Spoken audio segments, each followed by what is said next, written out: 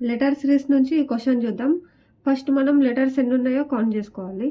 1 2 3 4 5 6 7 8 9 10 11 12 13 14 15 16. So మనకి 16 letters ఉన్నాయి. Factors ఏంది 2 8s. సో మనము 2 లెటర్స్గా 8 పార్ట్స్ని డివైడ్ చేసుకుందాం. 1 2 3 4 5 6 7 8.